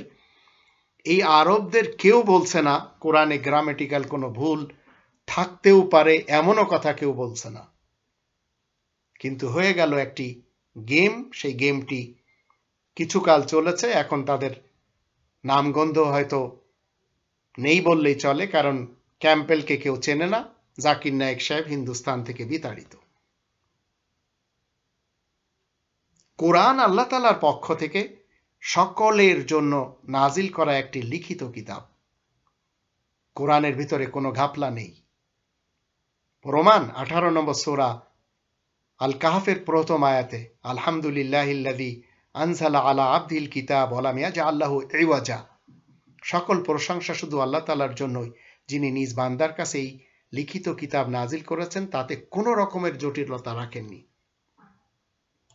আর কোরআনের আরবি, এটি কোনো আরবদের মাতৃভাষার আরবি নয়। 12 নম্বর সূরা ইউসুফের 2 নম্বর আয়াতে বলা হচ্ছে, ইন্না আনজালনাহু কুরআনান আরাবিয়ান লাআল্লাকুম তাকিলুন। আমি তো কোরআনকে আরাবিয়ান, যার বাংলা অর্থ হলো বুঝার ভাষায় নাজিল করেছি, যেন তোমরা বুঝতে পারো। এটি শুধু আরবদের গ্রন্থ না, আর এটি শুধু মুসলমানদেরও গ্রন্থ না। কোরআন প্রত্যেকটি মানুষকে শুরু জগৎ থেকে গাইড করে আসছে। মুসলমান, শিয়া, সুন্নি এবং সালাফিদের মধ্যে যারা মেনে চলবে তারা মুসলিম হতে পারবে। নন মুসলমান যারা, তাদের মধ্য থেকে যারা মানবে তারা সবাই মুসলিম হতে পারবে। 2 নম্বর সূরা আল বাকারার 185 নম্বর আয়াতে আল্লাহ বলেন, শাহরু রমাদান আল্লাযী উনজিলা ফীহিল কুরআন হুদাল লিন-নাস। হুদাল লিন-নাস মানে 1400 বছর আগের কোরআন না। রমাজান মাস, যে মাসে কোরআন নাজিল করা হয়, এটি হুদাল লিন-নাস মানে হলো প্রত্যেকটি মানুষকে গাইড করে। মানুষ কি 1400 বছর থেকে এসেছে? সাহাবা কি শুধু 1400 বছর থেকেই ছিল মুহাম্মদুর রাসূলুল্লাহর সাথে? না, শুরু দিন থেকে। মানুষ যতদিন থেকে, কোরআন ততদিন থেকে মানুষকে গাইড করে আসছে। তো পরকালে যারা দোজকে যাবে, আমাদের দেশের নেতা নেত্রী এবং কর্মী আর ধর্মজীবী মৌলবীদের যদি একটু চিনতে চান, তাহলে কিছু আয়াত আমাদের জানতে হবে। পরকালে যারা দোজকে যাবে এবং দোজকে যাচ্ছে, তাদের এই কালে চিন্তাধারা কি জানেন? ঘুষ খেয়ে বাড়ি গাড়ি করতে হবে। যখন অবসরে যাবে তখন তারা দাড়ি লম্বা রাখবে, চুল রঙিন করবে, হাতে তসবিহ নিয়ে মসজিদের প্রথম কাতারে যেয়ে বসবে। আর যে চিরকাল কোরআনের 2 নম্বর সূরা আল বাকারার 174 এবং 175 আয়াত অমান্য করে ইমামতি এবং মুয়াজ্জিনি করেছে, তার পক্ষ থেকে জান্নাতের সুসংবাদ নেবে। তাই এরা সবাই ভাবতে থাকে এরা সবাই জান্নাতে যাচ্ছে। দুনিয়াতে ঠিক অবৈধভাবে যেভাবে এরা আগুনখোর হয়ে দোজকের উপরে, আল্লাহ বলেন ফামা আসবারাহুম আলান নার, দোজকের উপরে কিভাবে এরা ধৈর্য ধরে থাকলো। তো এরাই এখন বুড়োকালে ভাবছে কি জান্নাতে বাড়ি তৈরি হচ্ছে। তো এখান থেকে কিছু ধর্মজীবী মৌলবীদেরকে, পীরদেরকে, হুজুরদেরকে, বক্তাদেরকে খয়রাত দেয়, আর বাকিরা নিজেরা খায় আর এই তসবিহ পাঠ করে মসজিদের প্রথম কাতারে যায়। আর নিজেদেরকে তারা বলে যে আমরা মাপ পেয়ে গিয়েছি, রাসূল আমাদের জন্য সুপারিশ করবেন। রাসূল কি করবেন সেটি তো দেখেই নিলেন। 25 নম্বর সূরা আল ফুরকানের 30 নম্বর আয়াত মতে, ওয়াকালা রাসূলু ইয়া রাব্বি ইন্না কওমি তাখাযু হাযাল কুরআনা মাহজুরা। বলা হচ্ছে রাসূল আরজ করবেন, হে আমার রব, নিশ্চয়ই এরা আমার কওমের লোক, কিন্তু কোরআন ছেড়ে জীবন কাটিয়েছিল। তো প্রকৃতপক্ষে অন্যের হক মেরে, দেশের সম্পদ চুরি করে আর অবৈধভাবে ক্ষমতা অর্জন করে যারা পরকালে স্বর্গ পেতে চায় এবং স্বর্গে যেতে চায়, তারা অবশ্যই নরকে যাবে। তবেই তো 2 নম্বর সূরা আল বাকারার 6 থেকে 16 আয়াতগুলি যদি আমরা দেখি, যার বাংলা অনুবাদ হলো, নিশ্চয় যারা অবিশ্বাসী হয়েছে তাদেরকে তুমি ভয় দেখাও অথবা না দেখাও, তাদের জন্য সমান, তারা ঈমান আনবে না। তাদের অন্তরের উপরে এবং তাদের শ্রবণ শক্তির উপরে আল্লাহ মোহর লাগিয়ে দিয়েছেন, তাদের দৃষ্টি শক্তির উপরে আবরণ রয়েছে, তাই তো তাদের জন্য রয়েছে মহাশাস্তি। আর মানুষের মধ্যে কিছু সংখ্যা মানুষ এমন রয়েছে যারা বলে আমরা আল্লাহ ও আখিরাতের প্রতি ঈমান এনেছি, অথচ তারা কিন্তু মুমিনদের সাথে দেয় না। তারা আল্লাহ ও মুমিনদের ধোঁকা দিয়ে থাকে, অথচ তারা নিজেদেরকে ছাড়া এতে অন্য কাউকে ধোঁকা দিচ্ছে না, আর তারা তা অনুভবও করতে পারছে না। আর যারা মুসলমান বিশ্বের মোড়ল সেজে বসে আছে এবং অমুসলমান, তাদের অন্তরে রোগ রয়েছে, তাই আল্লাহ তাদের রোগকে বৃদ্ধি করে দিয়েছেন। তাদের মিথ্যাচারের দরুন তাদের জন্য শাস্তি রয়েছে কষ্টদায়ক। আর যখন তাদেরকে বলা হয় পৃথিবীতে ফাসাদ সৃষ্টি করো না, তখন তারা বলে আমরা তো শান্তি স্থাপনকারী। তোমরা জেনে রাখো বিনা সন্দেহে ওরাই ফাসাদ সৃষ্টিকারী, কিন্তু ওরা তা বুঝতেই চাচ্ছে না। আর যখন তাদেরকে বলা হয় তোমরা ঈমান আনো যেরূপ মুমিনরা ঈমান এনেছে, সাহাবারা ঈমান এনেছে, যেটি 2 নম্বর সূরা আল বাকারা 285 নম্বর আয়াত থেকে আমরা জানলাম। তারা বলে আমরা কি বোকাদের মতো ঈমান আনবো? তোমরা জেনে রাখো আসলে তারাই বোকা, কিন্তু তারা তা জানতেও চাচ্ছে না। আর যখন তারা ঈমানদারদের সাথে মিশে তারা বলে আমরাও ঈমান এনেছি, আর যখন তারা তাদের শয়তানদের সাথে সাক্ষাৎ করে তারা বলে বিনা সন্দেহে আমরা তো তোমাদের সাথে আছি, আসলে আমরা তো তামাশা করি। আল্লাহ তাদের সহিত তামাশা করেন আর তাদেরকে তাদের বিদ্রোহের মধ্যে ছেড়ে দিয়েছেন যেন তারা হয়রান থাকতে পারে। তারা ওই সমস্ত লোক যারা হিদায়াতের পরিবর্তে গুমরাহি ক্রয় করে থাকে, তাই তো তারা এই ব্যবসায় লাভবান হতে পারবে না, আর তারা হিদায়াতও লাভ করতে পারবে না। চিন্তা করে দেখুন, ধর্মের নামে যে সমস্ত ধর্মজীবী মোল্লা রয়েছে, ধর্মের নামে যারা ইমাম সেজেছে, ধর্মের নামে যারা পলিটিক্স করে যাচ্ছে, রাজনীতি করে যাচ্ছে, এদের সকলের একই অবস্থা। আপনি কেন এই পৃথিবীতে নিজেকে মুহাম্মাদুর রাসূলুল্লাহর যে সাহাবা তাদের অন্তর্ভুক্ত করতে পারতেছেন না? কারণ আপনি 1400 বছর পূর্বে মুহাম্মদ ইবনে আব্দুল্লাহ ইবনে আব্দুল মুত্তালিবের যে সঙ্গী সাথীদের ইতিহাস পড়েছেন, তাতে শুধু রক্তক্ষয়ী যুদ্ধ ছাড়া আর কিছুই আমরা পাই না। অথচ এই কোরআনের 5 নম্বর সূরা আল মাইদার 64 নম্বর আয়াতের ভিতরে আল্লাহ বলেন, কুল্লামা ওয়াকাদু নারাল লিল হারব। ইহুদিদের ব্যাপারে আল্লাহ বলেন, এরা যখন যুদ্ধের আগুন জ্বালায়, আতফা আল্লাহ, আল্লাহ তা নিভিয়ে দেন। তো যুদ্ধের আগুন সর্বযুগে, পলিটিক্সের নামে হোক, ধর্মের নামে হোক, এই আইএস বলেন, তালেবান বলেন, হরকাতুল জিহাদিল ইসলামী বলেন, হরকাতুল মুজাহিদিল বলেন, জিএমবি বলেন, এরা সবাই মূলত ইসলামকে মনে করছে তলোয়ারের নিচে পড়ে আছে। ইসলাম মানে শান্তি, তলোয়ার কখনো শান্তি দেয় না। তাই তারা হাদিসও তৈরি করে নিয়েছে। আর সাহাবাদের ব্যাপারে তারা বলে যাচ্ছে এরা নিজেরাও নিজেদের মধ্যে যুদ্ধ করেছে। কে সাহাবা এবং কে সাহাবা নয়, আহলে সুন্নাতদের মতে যদি আমি আপনাদেরকে বলি, তারা তাদের মত মানে না শিয়া মুসলমানেরা, কে সাহাবা এবং কে সাহাবা নয়। এটি আহলে সুন্নাত যারা দেওবান্দি, বেরেলভি, আহলে হাদিস, আহলে সুন্নাত, সুন্নি, হানাফি, শাফি, মালিকি, হাম্বলি, এদের যে ডেফিনেশন সাহাবাদের ব্যাপারে শিয়া মুসলমানেরা মানে না।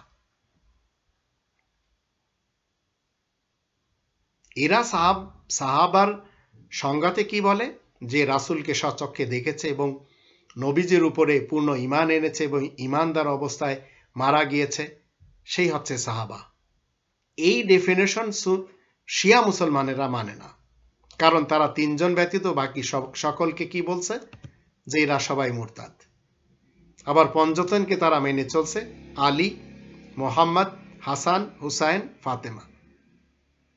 তো সাহাবার এই সংজ্ঞার সাথে পবিত্র কোরআন এর সংজ্ঞা কিন্তু একটু মিলে না। কারণ আমরা 48 নম্বর সূরা আল ফাতার 29 নম্বর আয়াতে দেখলাম, মুহাম্মাদুর রাসূলুল্লাহ, মুহাম্মদ আল্লাহ তাআলার রাসূল, ওয়াল্লাযিনা মাআহু, যারা মুহাম্মাদের সাথে, আশিদ্দাউ আলাল কুফার রুহামাউ বাইনাহুম, তারা আয়াত গোপনকারীদের উপরে কঠোর এবং নিজেদের মধ্যে রহমদিল। অবাক করার বিষয় হলো, সাহাবা কাকে বলা হবে? কোরআনে সাহাবী শব্দটি যে অর্থে ব্যবহার হয়েছে তার সাথে আজকের এই বাংলাদেশি সুন্নি, শিয়া এবং সালাফি মুসলমান, এরা প্রচলিত সাহাবা বিষয়ক সংজ্ঞার কোনো মিল নেই, যা এরা বলে যাচ্ছে। সাহাবা শব্দের যে ব্যাখ্যাটা এবং যে ডেফিনেশন দেয়া হয়, এটা একটা মন গড়া এবং বিদাতি ডেফিনেশন। তো বিদাতি ডেফিনেশন আমরা মুসলিম হয়ে কিভাবে মানবো, একটু চিন্তা করে দেখুন। এই কোরআনের 12 নম্বর সূরা ইউসুফের 39 এবং 41, এই দুটি আয়াত যখন আমি পড়ব, তখন সেখানে আমরা দেখতে পাব ইউসুফ রাসূলের সাহাবা নন মুসলিম। তাই বলা হচ্ছে, ইয়া সাহিবাই সিজন, হে আমার জেলখানার সঙ্গী। সাহাবা মানে সঙ্গী, সাথী, বন্ধু। তোমরা শোনো, নানা রকম ইলাহ উত্তম না আল্লাহ, যিনি একক প্রাধান্য বিস্তারকারী। আবার 41-এ বলা আছে, আমার জেলখানার সাথীরা, তোমরা শোনো, তোমাদের মধ্যে একজন নিজ প্রভুকে শরাব পান করাবে, আর দ্বিতীয় জনকে শুলদণ্ড দেওয়া হবে, আর পাখিরা তার মুন্ডু থেকে খেয়ে যাবে। তোমরা আমার কাছে যে বিষয় জানতে চাও তার ফয়সালা হয়ে গেছে। তো এ হচ্ছে সাহাবা, মানে সাথী। 18 নম্বর সূরা আল কাহফের 37 নম্বর আয়াতে যদি আমরা দেখি, সেখানেও সাহাবা সাথী নিয়ে যে কথাটি বলা হচ্ছে, যে লোকটি তার সাথে আলাপ করছিল তার সেই বন্ধুটি তখন তাকে বলে, এই বন্ধু সাহাবা, তুমি কি তাকে অস্বীকার করছো, যিনি তোমাকে মাটি দিয়ে সৃষ্টি করেছেন, তারপরে বীর্য দিয়ে, তারপরে পূর্ণাঙ্গ পুরুষ রূপে গড়ে তুলেছেন? এখানে আল্লাহ নিজেই কি বলছেন? একজন কাফের ব্যক্তিকে অন্য একজন মুমিন ব্যক্তির সাহাবী বলে উল্লেখ করছেন। এমনকি এই কোরআন যখন আমরা পড়ব, কোরআনে নবীকেও কাফেরদের সাহাবী বলে উল্লেখ করা হয়েছে। আবার আল্লাহ কাফেরদের উল্লেখ করে কি বলেছেন? আমরা যদি 53 নম্বর সূরা এর 2 থেকে 6 আয়াতগুলি দেখি, সূরা নাজম, মা দাল্লা সাহিবুকুম ওয়া মা গাওয়া ওয়া মা ইয়ানতিকু আনিল হাওয়া ইন হুয়া ইল্লা ওয়াহয়ু ইউহা আল্লামাহু শাদীদুল কুওয়া যু মিররাতিন ফাস্তাওয়া ওয়া হুয়া বিল উফুকিল আ'লা। চিন্তা করে দেখুন, এখানে মা দাল্লা সাহিবুকুম, সাহিব সাহাবী, আল্লাহ বলেন তোমাদের বন্ধু, তোমাদের সাহাবী, সে তো আর পথহারা নয়, বিভ্রান্ত নয়, সে নিজের খেয়াল খুশি মোতাবেক কোনো যুক্তির কথা বলে না। এই কোরআন তো ওই যোগেই পাঠানো হচ্ছে, তাকে তো পরম শক্তিশালী শিখিয়ে দিয়েছেন, সে তো মনুষ্যত্বের উত্তম শিখরে পৌঁছে আছে এবং অতি শক্তি রাখে। একটু খেয়াল করে দেখুন, এখানে মুহাম্মাদুর রাসূলুল্লাহকে কাফেরদের সাহাবী বলে উল্লেখ করা হচ্ছে। কোরআনের সূরা সাবা 34 নম্বর সূরার 46 নম্বর আয়াতেও নবীকে কাফেরদের সাহাবী বলা হয়েছে। এখানে বলা হচ্ছে, কুল ইন্নামা আঈদুকুম বিওয়াহিদা আন তাকুমু লিল্লাহি মাসনা ওয়া ফুরাদা থুম্মা তাতাফাক্কারু মা বিসাহিবিকুম মিন জিন্নাহ। তুমি বলো, আমি তোমাদেরকে একটি মাত্র উপদেশ দিচ্ছি, তোমরা আল্লাহ তাআলার নামে দুজন করে কিংবা একা একাই শুধু কোরআন প্রচারে দাঁড়িয়ে যাও, তারপরে চিন্তা করে দেখো তোমাদের এই বন্ধু সম্পর্কে, সাহাবা সম্পর্কে, এর তো কোনো মানসিক রোগ নেই, সে তো শুধু তোমাদের জন্য সতর্ককারী বই তো নয়, আসন্ন এক কঠোর আযাবের মাঝখানে। তো আল্লাহ কাফেরদের উদ্দেশ্য করে কি বলছেন? তোমাদের সাহাবী, তোমাদের সাহাবা, তোমাদের সঙ্গী, তোমাদের বন্ধু, তোমাদের সাথী। তো কোরআনের স্পষ্ট আয়াত থেকে বোঝা যাচ্ছে কি, সাহাবী এই শব্দটি কোনো বিশেষ মর্যাদা বা বিশেষ কোনো আলাদা সম্মানের বিষয় নয়, বরং দুজন মানুষ যদি সামাজিক কোনো কারণে অস্থায়ী কোনো স্থানে যোগসূত্রের ফলে পরস্পরের বন্ধু বা সহযাত্রী হয়, তাহলে সে একে অপরের সাহাবা হয়ে যায়, একে অপরের সাহাবী হয়ে যায়, বন্ধু হয়ে যায়। এই ক্ষেত্রে দুইজন ব্যক্তি পরস্পরের কি হয়? সাহাবী হয়ে যায়। আপনি কোনো বাসের সিটে বসে ঢাকা থেকে যশোর যাচ্ছেন, আপনার পাশের যে লোকটি বসে আছে, যার সাথে আপনি গল্প করছেন, দেখা গেল এই 5-6 ঘন্টার জন্য আপনারা একে অপরের সাহাবী, একে অপরের সফর সঙ্গী। আবার বাজারের কোথাও বসে আপনারা কয়েকজন গল্প করছেন, তো আপনারা একে অপরের সাহাবী, গল্পের সঙ্গী হিসেবে। এক্ষেত্রে দুজন মুসলিম অথবা একজন মুসলিম অন্যজন নন মুসলিম হতে পারে, অথবা দুজনই নন মুসলিম হতে পারে, সমস্যা নেই। এক্ষেত্রে একজন মুসলিম এবং অন্যজন কাফের হতে পারে, অথবা দুজনই কাফের হতে পারে। তো কোরআনের চ্যালেঞ্জ, কোরআন কি করে? চ্যালেঞ্জ দিয়ে বলছে যে নবীর চারপাশে প্রকৃত ঈমানদার মুমিন সহযাত্রী, বন্ধু, সাথী এবং সাহাবী, তারা রুহামাউ বাইনাহুম আশিদ্দাউ আলাল কুফার, তারা নিজেদের মধ্যে রহমদিল এবং কাফেরদের ব্যাপারে বড়ই কঠোর। আবার এই নবীর সাথে কিছু সাহাবী আমরা দেখতে পাচ্ছি তারা দুমুখ মুনাফিক। 63 নম্বর সূরার প্রথম 3টি আয়াতে আমরা দেখতে পাবো, ইযা জাআকাল মুনাফিকুনা ক্বালু নাশহাদু ইন্নাকা লা রাসূলুল্লাহ ওয়াল্লাহু ইয়ালামু ইন্নাকা লা রাসূলু ওয়াল্লাহু ইয়াশহাদু ইন্নাল মুনাফিকিনা লাকাযিবুন।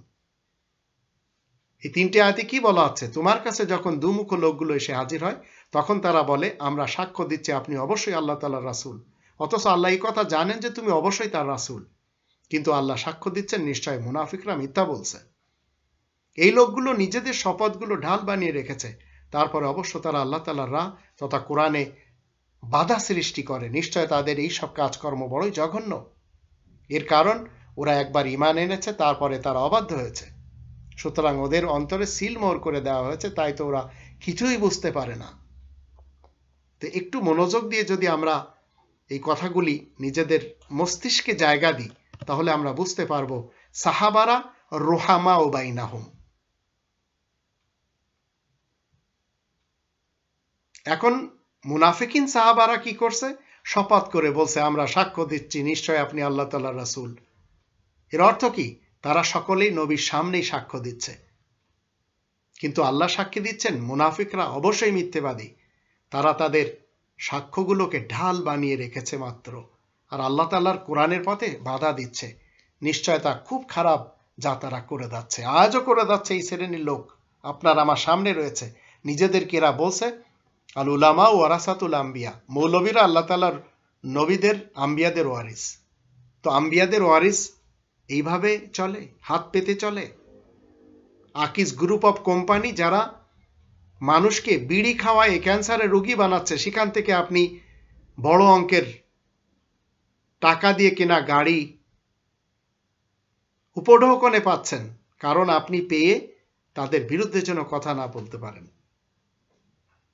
আপনি হেলিকপ্টারে চড়ছেন, আপনি এমন লোকের অধীনে কথা সত্য যেটা প্রচার করতে পারছেন না, যে প্রতিদিন 80-90 রাকাত 70-80 রাকাত তাহাজ্জুদ পড়ে, নফল পড়ে। এগুলি সবই চিন্তা করে দেখুন ওই সব লোকদের কথা এবং কাজ যারা এই কোরআনের ধারে কাছেও নেই। তো এখান থেকে আমরা জানলাম সাহাবা দুই প্রকার, ইমানদার মুমিন সাহাবা, বেঈমান মুনাফিক সাহাবা। আজ যদি আপনি ঈমান এনে মুমিনদের অন্তর্ভুক্ত হন, মুহাম্মদুর রাসূলুল্লাহর অনুসারী হয়ে জীবন কাটান, তো আপনি কি মুহাম্মদুর রাসূলুল্লাহর সাহাবীদের থেকে বাদ পড়ে গেলেন? একটু চিন্তা করে দেখুন। কিন্তু আপনাকে বাদ দিচ্ছে কারা? তারাই দিচ্ছে যারা কোরআন কিছুই জানে না এবং 1400 বছর আগের যে ইতিহাসের মুহাম্মদ ইবনে আব্দুল্লাহ ইবনে আব্দুল মুত্তালিব এবং তার যত সহচর, সেই ইতিহাসে আপনাকে নিয়ে যাচ্ছে। তারা এই কোরআনের সাহাবা মানবে না। তো কোরআন এটাই প্রমাণ করে যে নবীর সাহাবাগণ দুই প্রকার। এক প্রকার প্রকৃত ঈমানদার মুমিন সাথী বা সাহাবা, আরেক প্রকার বেঈমান মুখোশধারী মুনাফিক সাথী বা সাহাবা। সাহাবা অর্থ শতকরা 100% নির্ভেজাল ঈমানদার মুমিন ব্যক্তি। এটা ভেবে নেওয়ার চেয়ে বড় মূর্খতা আর কিছুই হতে পারে না। এবং তারা হাদিস তৈরি করেছে কি, সাহাবারা আসমানের তারকার মতো, যে কোনো একজনের অনুসরণ করলে সে ইক্তেদাইতুম ইহতেদাইতুম, ইক্তেদা করলে হিদায়াত পেয়ে যাবে। তো সাহাবাদের সত্য ইতিহাস তো কোরআন বলছে, আপনারা কোত্থেকে কি ডেফিনেশন নিয়ে এসেছেন? আল্লাহ তাআলার রাসূল এবং আল্লাহ তাআলার রাসূলের সাহাবা তারা কাফেরদের বিরুদ্ধে অত্যন্ত কঠোর এবং সংগ্রামী সবসময়।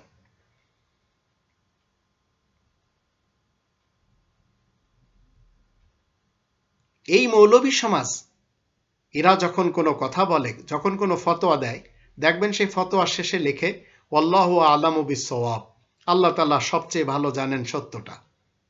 তখন বুঝতে হবে যে এই ফতোয়াটা মিথ্যা। আবার হাদিস যখন আপনি বুখারীর পড়বেন, তখন আপনি দেখবেন ফাইনালে এই মৌলবী সমাজ যখন এই রিওয়ায়াতগুলি বলে, তখন শেষে আবার বলছে কি, আও কামা ক্বালা আলাইহিস সালাম, হতে পারে এইভাবে রাসূল বলেছেন। তো মুহাম্মদুর রাসূলুল্লাহ যখন কোনো কথা বলবেন, তখন সেটি হবে কোরআনের কথা। আর মোহাম্মদ ইবনে আবদুল্লাহ ইবনে আব্দুল মুত্তালেবের ইতিহাসের যেসব কথাগুলি, সেগুলি ইসলামের সাথে আদৌ কোনো সম্পর্ক নেই। তো আমাদেরকে সর্বপ্রথম মনে রাখতে হবে, মুসলমানের যে ইতিহাস, সুন্নি, শিয়া এবং সালাফি, আর ইসলাম, এই দুটি জিনিস কিন্তু এক নয়। মুসলমানদের ইতিহাস আর ইসলাম এ দুটি এক, কখনো আমরা মুসলিমরা রবের ইসলামী কিংডমে এক করতে পারবো না। আর মুসলমানদের ইতিহাস দিয়ে ইসলামকে বিচার আমরা করতেই পারবো না, কেননা ইসলামের ঠিকানা হলো কোরআন। 114টি সূরা, 6348টি আয়াত, এর বাইরে আর কিছু ইসলাম না। এর জন্য আমরা কোরআনের 41 নম্বর সূরা হামিম আস-সাজদা এর 41 এবং 42 আয়াত দুটি যদি দেখি, সেখানে বিশেষভাবে বলা হচ্ছে 42 নম্বর আয়াতে, লা ইয়াতিহিল বাতিলু মিন বাইনি ইয়াদাইহি ওয়ালা মিন খালফি। বাতিল কোনো বিষয় কোরআনের সামনে থেকে এবং পিছন থেকে অনুপ্রবেশ করতে পারে না। তো সাহাবীদের দ্বন্দ্ব, সংঘাত এবং ইতিহাসের বিভ্রান্তি, অনৈক্য এবং গ্রন্থগুলি যদি আপনি পড়েন, এই ছাড়া আর কিছু পাবেন না। দ্বন্দ্ব দেখবেন, সংঘাত দেখবেন, বিভ্রান্তি দেখবেন, অনৈক্য দেখবেন। তো এগুলি কি করেছে? এই গ্রন্থগুলি নানান পথ এবং নানান মত তৈরি করে দিয়েছে। তাই কেউ হয়েছে শিয়া মুসলমান, কেউ হয়েছে সুন্নি মুসলমান, কেউ হয়েছে সালাফি মুসলমান, কেউ হয়েছে রাফিজি মুসলমান, কেউ হয়েছে খারিজি মুসলমান, কেউ হয়েছে নাসিবি মুসলমান, আরো কত কিছু।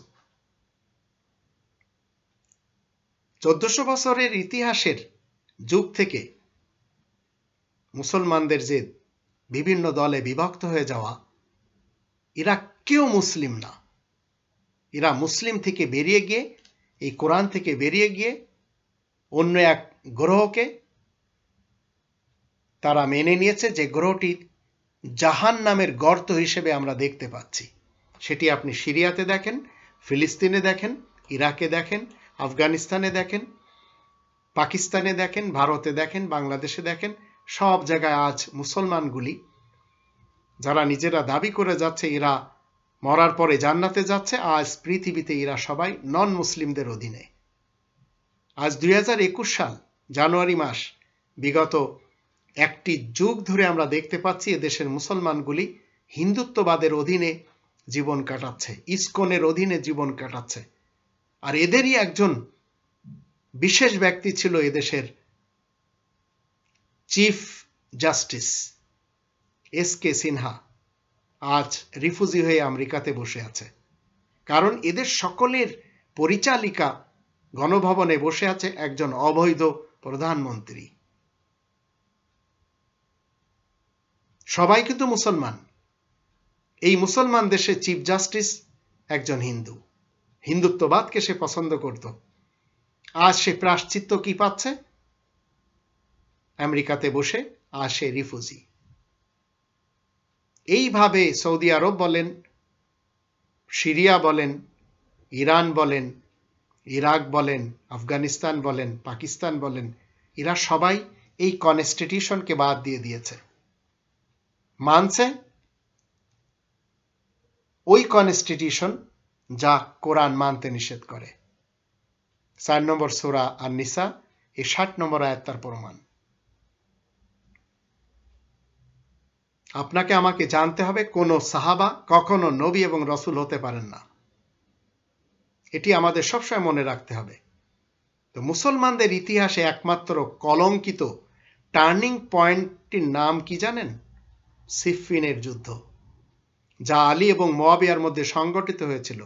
এটি আপনি 1400 বছর ইতিহাসে সেই মোহাম্মদ ইবনে আবদুল্লাহ ইবনে আব্দুল মুত্তালেবের সঙ্গী সাথীদের ইতিহাসে পাবেন।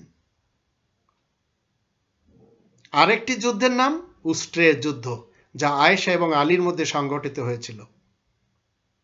সেই আমলেই 10,000 মুসলমান নিহত হয় ওই ভ্রাতৃঘাতী যুদ্ধে। চিন্তা করে দেখুন, সাহাবাদের যে ইতিহাস কোরআন বলছে, রোহামা ও বাইনাহুম, নিজেদের মধ্যে রহম দিল, আশিদ্দাউ আলাল কুফার, কাফেরদের জন্য বড়ই কঠিন। তাহলে সিফিনের যুদ্ধ, উস্ট্রের যুদ্ধ এগুলি ইসলামের যুদ্ধ? কখনো হতে পারে না। কারবালার ইতিহাস ইসলামের না। রক্তে রাঙ্গা পথকে কোরআন পছন্দই করে না। শিয়া মুসলমানেরা কি বলছে? আয়েশা ফিতনা সৃষ্টি করেছিল। আর একদিকে বলা হচ্ছে আয়েশা মোহাম্মদের সেই স্ত্রী যার বয়স ছিল 6 আর মোহাম্মদের বয়স ছিল 40-এর উপরে, যেটি কোরআন বিরোধী স্টেটমেন্ট। তো শিয়াদের স্টেটমেন্ট আয়েশার ব্যাপারে সেটি মিথ্যা, সুন্নি এবং সালাফিদের লেখা রেওয়ায়াতে সেটিও মিথ্যা। 6 বছরের কোন কন্যা শিশুর সাথে মুহাম্মাদুর রাসূলুল্লাহ অন্তত বিবাহ করবেন না, আর মুহাম্মাদুর রাসূলুল্লাহর কোন সাহাবা অন্তত মেনে নেবেন না। কিন্তু মুহাম্মদ ইবনে আব্দুল্লাহ ইবনে আব্দুল মুত্তালিবের ইতিহাসে রয়েছে এবং তার সাহাবাদের ইতিহাসে এইসব আমরা দেখতে পাই। তাই শিয়া মুসলমানেরা কি বলেছিল? ফিতনা খতম না হওয়া পর্যন্ত যুদ্ধে চালিয়ে যাবার হুকুম তো ধর্মেই রয়েছে। সিফিন নামক স্থানে রক্তক্ষয় যুদ্ধে 70,000 সেই তথাকথিত সাহাবাদের প্রাণ যায়। সিফিনের যুদ্ধের ফলে মুসলমানদের ঐক্য বিনষ্ট হয়ে যায়। ভ্রাতৃঘাতী এই যুদ্ধ অনেকের মতে মুয়াবিয়ার কারণে সংগঠিত হয়েছে। অনেকে বলেন সাহাবীরা যা করেছেন তার সবগুলি নির্ভুল না, তাদের সব কাজ সুন্নত না, তারা সত্যের মাপকাঠিও নয়, এটিও কেউ কেউ বলে যাচ্ছে। কিছু দরবারি আলেম, বিশেষ করে সালাফি মত যারা মেনে চলে, তারা সাহাবীর ফজিলত বর্ণনা করতে গিয়ে তাদেরকে নবী রাসূলের স্তরে তুলে ফেলে। কিন্তু আপনি আমি মুসলিম, তাই আপনাকে এবং আমাকে কোরআনের ইতিহাস মানতে হবে। কোরআনের ইতিহাস মতে মুহাম্মদ আল্লাহ তাআলার রাসূল, যারা তার সঙ্গী সাথী তারা নিজেদের মধ্যে রহমদিল, এবং আয়াত গোপনকারী কাফেরদের যে মতবাদ সেই মতবাদের ব্যাপারে খুবই কঠোর। কোরআনের 9 নম্বর সূরা তাওবা এর 100 নম্বর আয়াতে আল্লাহ বলেন, কোরআনের খাতিরে যারা স্থানান্তর হয় তাদের মধ্যে যারা প্রথমে অগ্রগামী আর যারা নিষ্ঠার সাথে তাদেরকে সুষ্ঠুরূপে অনুদান দেয়, আল্লাহ তাদের উপরে সন্তুষ্ট হন।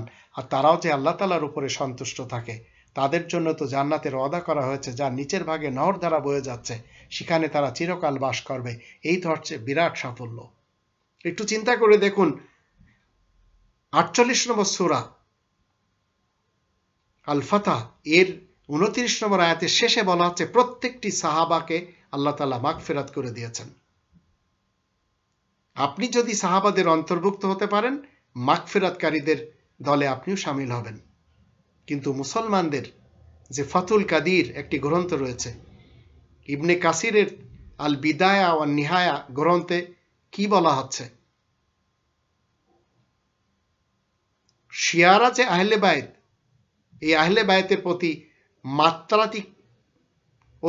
মাত্রার অতিরিক্ত মহব্বতের নামে ইসলামের মূল থেকে বেরিয়ে দলে দলে বিভক্ত হয়ে তারা পড়ে। তো এরা তাদেরকে বলছে, ওরা এদেরকে বলছে। এইভাবে সুন্নিরাও শিয়াদের বিপরীত দলে অবস্থান নিচ্ছে, শিয়ারাও সুন্নিদের বিপরীত দলে অবস্থান নিচ্ছে। শিয়াদের একটি হাদিসও সুন্নি এবং সালাফি মুসলমানেরা মানে না, যা সাহাবাদের ব্যাপারে বিশেষ করে লেখা। শিয়াদের যত হাদিসের গ্রন্থ রয়েছে, শিয়াদের হাদিস গ্রন্থে সুন্নিদের বিশিষ্ট যে সাহাবা, আবু হুরায়রা বলেন, আয়েশা বলেন, মুয়াবিয়া বলেন, মুগিরা বলেন, এবং তাদের সমর্থকদের কোনো নাম উল্লেখই নেই। অন্যদিকে সুন্নিদের যে সিয়াহচিত্তা এবং সালাফিদের সিয়াহচিত্তা, সেখানে আবু হুরায়রার, আয়েশার, আব্দুল্লাহ ইবনে উমার এসবের নাম এবং রেওয়ায়াতে পরিপূর্ণ হয়ে আছে। সেখানে আলী, ফাতেমা, হাসান, হুসাইনের তেমন কোনো রেওয়ায়াত নেওয়া হয়নি বললে চলে। এটা ইতিহাসের ট্র্যাজেডি। কোরআন কখনো রক্তপাতকে পছন্দ করে না, আর সাহাবারা নিজেদের মধ্যে শুধু কি করছেন? রক্তপাত। এগুলি 1400 বছর আগের মুহাম্মদ ইবনে আব্দুল্লাহ ইবনে আব্দুল মুত্তালিবের এবং তার সহচর যারা তাদের ইতিহাস, কোরআনের মুহাম্মদুর রাসূলুল্লাহর সাহাবাদের ইতিহাস নয়। তো কোরআন রক্তপাতের ধর্ম পছন্দ করে না। কোরআন পছন্দ করে না অনৈক্য, যুদ্ধ, হানাহানি, ক্ষত বিক্ষত, রক্তাক্ত আর কলঙ্কিত। আমরা যদি 2 নম্বর সূরা আল বাকারার 83, 84 এবং 85 এই 3টি আয়াতে দেখি, সেখানে কি বলা হচ্ছে?